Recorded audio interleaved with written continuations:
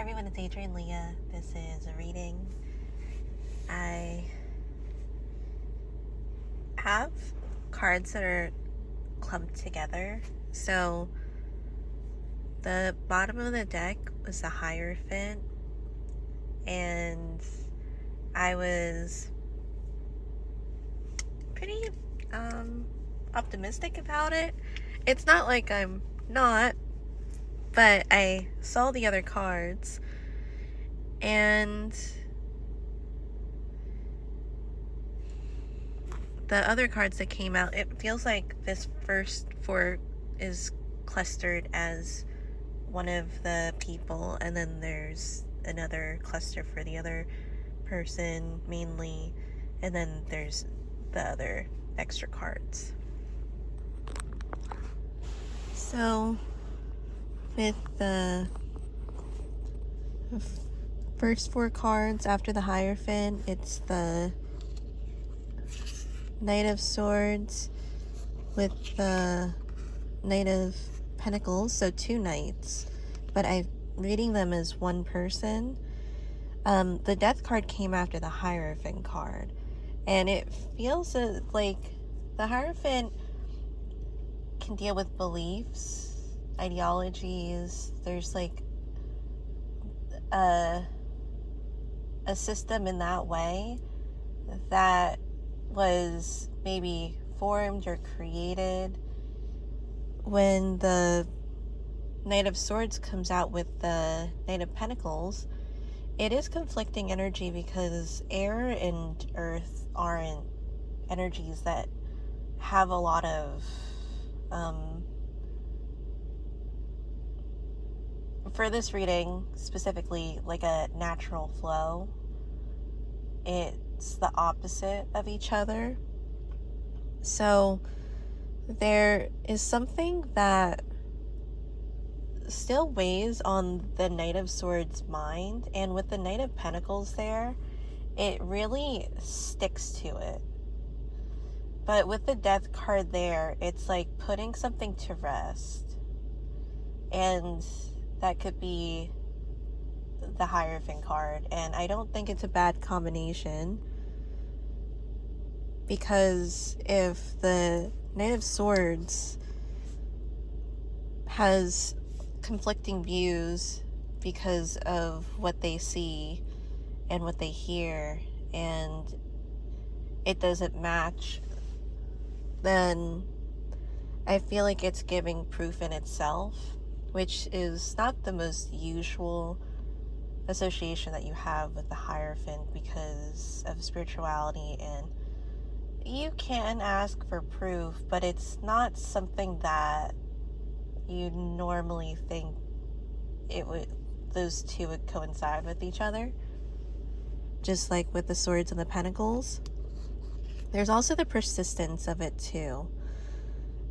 With the grounded energy from the Knight of Pentacles, it really weighs on the Knight of Swords. So I feel like it's not a bad thing that they showed up together in the reading as one. And with the Death card with the Hierophant, I don't think it's bad, and I think it's a spiritual growth too, and that could intersect other parts of your life. It doesn't just affect one thing. So you have the Ten of Pentacles, and the Ten of Pentacles, it can link to, this is what my great-grandparents did or thought or viewed things as, and then was passed on to their grandparents or children, and then their children, and then you. And so I have had this in other videos, like the discussion at the dinner table. It seems to be something that maybe a little bit invaluable, because it's coming together after maybe times of not being around. This is also, especially in America, since I'm not really describing it, the coming together is usually in the fall and the winter, because that's where a lot of our biggest holidays are.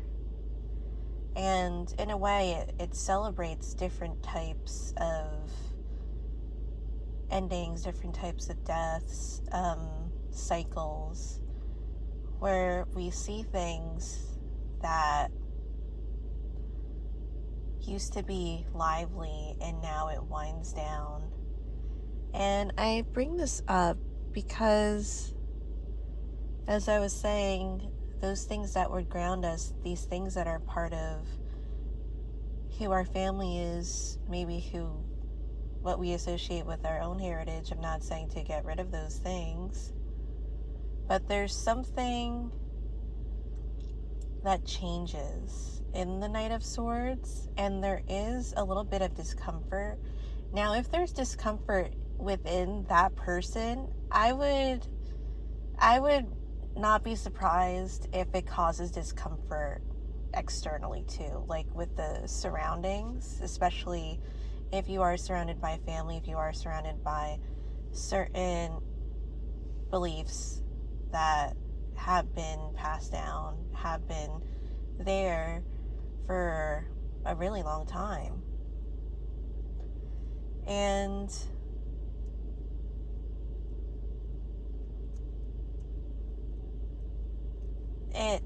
it really, it could affect a person. It could also affect a group too. I say this because I haven't been going very often, but to the Amish flea market, and then there has been like developments, and some developments I'm not sure completely about everything with what it is there, but just certain things that the flea market has, like the different stores that may have popped up, the different things that they have added or they've gotten they're not having there anymore. It's just a little bit surprising, and I don't want to jump the gun, and I don't want to further that topic because I don't want to sound like I'm saying a bunch of things and then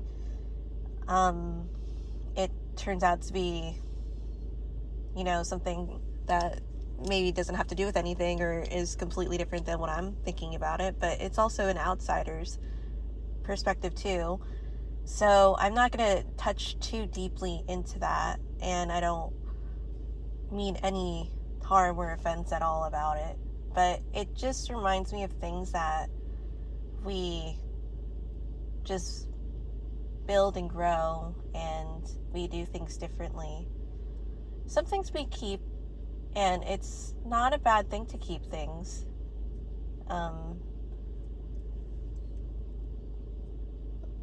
Sometimes they are like lasting. I did get a vintage bag that I could hold my projects in, so it's here, and I really love it. It was super cheap, and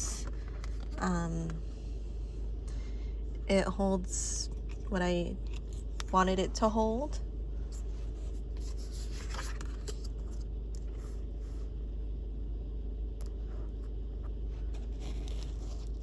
Sorry, I hope I wasn't just like deep breathing into the camera or into the video or phone.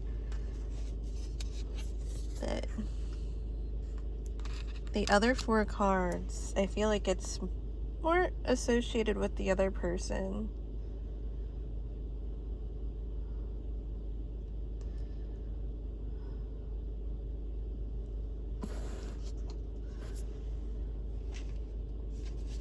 The 3 of Swords comes out again. So I say for the most part, but I do feel like it's linked to the other energy. So it's the Queen of Cups with the 6 of Pentacles, the High Priestess,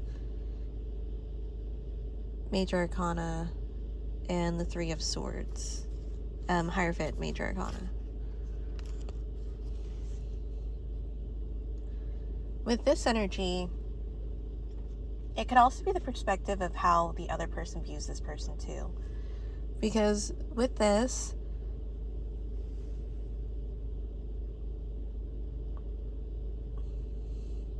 in terms of striking some type of, I'm not saying it's necessarily a deal, and it could be like a business proposal, but I don't think it's in that way, and I'm hoping I explain it better.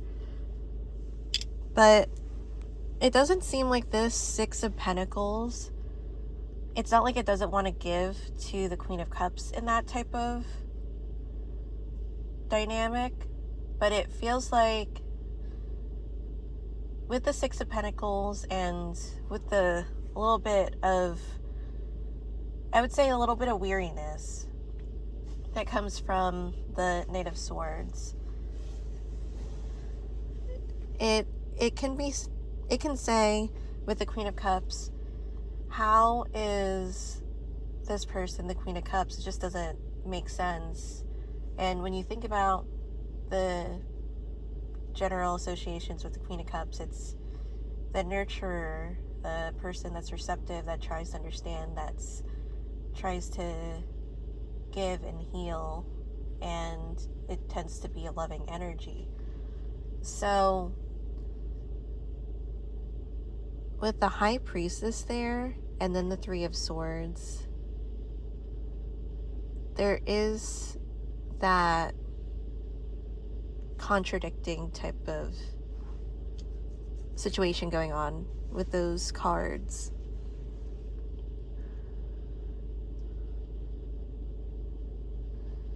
Because with the Knight of Swords, it's like, you know, but then it pulls back. The Six of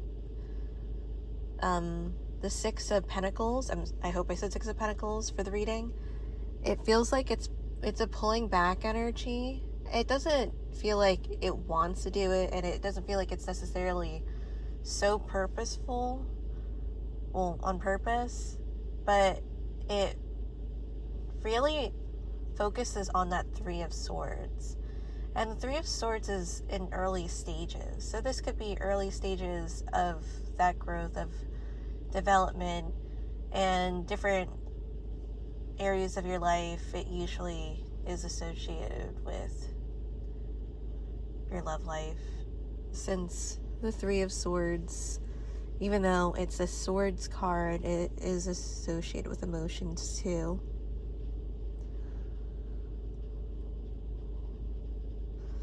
It almost feels like that the Queen of Cups energy, it doesn't play, it doesn't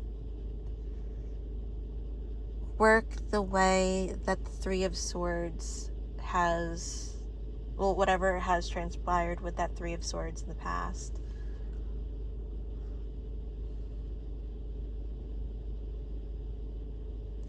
With the High Priestess, there is that perspective of that naivety that goes away after you see some types of reality of things. It's not always good reality, like a reality check of how different people respond to things, how they act, what they do. And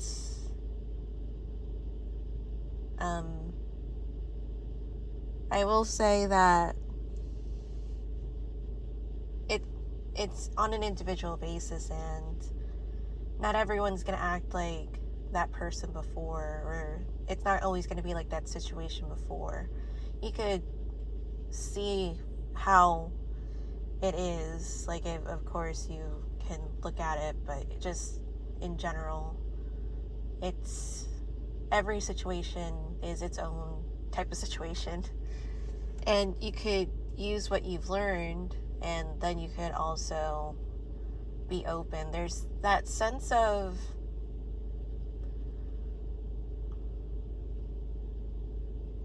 that trust, you know, when if you don't trust anybody, then everyone is your enemy, because there's no one that's going to be on your side or on that type of spectrum with you. You can know who your allies are as well as your enemies. And the final cards,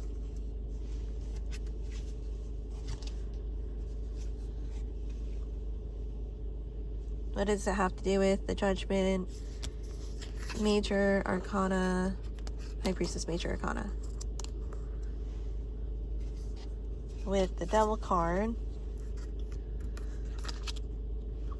this really sets it back, the Judgment, because the Judgment is like towards the end, and then it gets pulled back by the Devil card.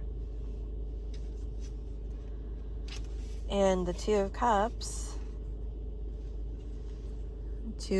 is that fluidity. It doesn't seem like with the Judgment and Devil there isn't fluidity that comes from that, and it can really relate to relationships. Well, especially with that Major Arcana, the Moon.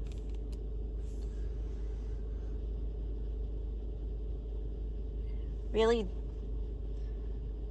this also feels like things in the closet. Like, it's deep energy that you get from the Moon card. And it asks us to bring those skeletons out of the closet. There isn't a lot of comfort that comes out of it, but there's that clarity and being able to release things that you don't necessarily need, or to heal those wounds that you just kept putting a bandage on. It's like you see a mess and then see a mess in the middle of your room, and you look at it and you're like, oh, I'll deal with it another day. Then a couple days pass, it's still there, I'll just deal with it another day. Eventually, what usually happens is that it just keeps building, and then looks a little tragic in some ways. And of course, again, on an individual basis, if there is that type of conditions where your brain functions in a certain way, and in order to work around certain exercises of maybe cleaning could be one of those exercises. It can be worked on and brought to light without trying to offend those conditions. Usually what happens is it's associated with, well, sometimes, not all the time, of course, with ADHD cleaning. And there are different ways that you could go about it without having to dismiss or maybe even offend a person with those conditions, and then they lose interest or even hope to try to clean that section of the room. It's just going to be left there. And as I've said, it's not something where it means that you failed. It means that you're not, it doesn't mean that you failed. It doesn't mean that you're not anything. It doesn't mean that you don't, you aren't capable. Like, of course, there are other aspects that come into it. You just have so much stuff on your mind, and you don't have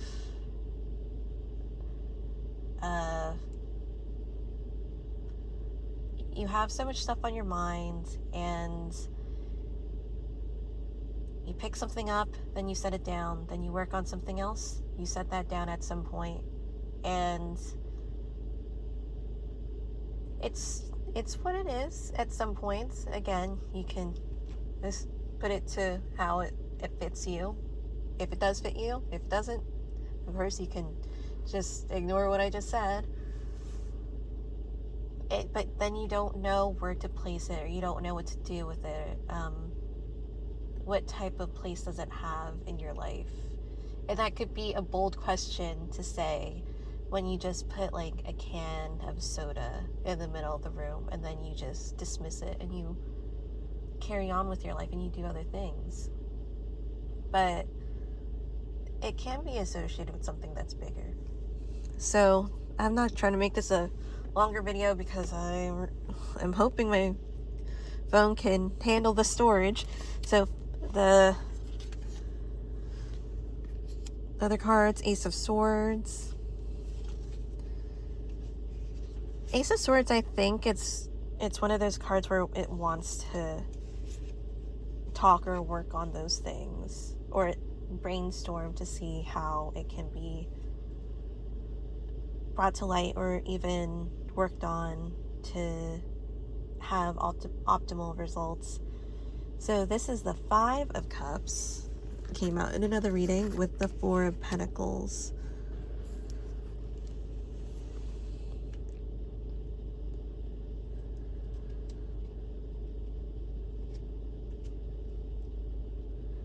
This really holds on to those Knight of Swords dynamics, but as I said, with the Knight of Pentacles that goes with that and the Death card, I feel like it challenges what used to be. And I am getting the last card is the Star.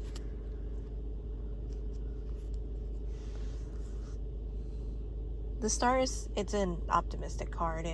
It brings the Five of Cups out of its shadows, and in a way the Moon in this reading. So thank you guys so much for watching. I'll see you in another video.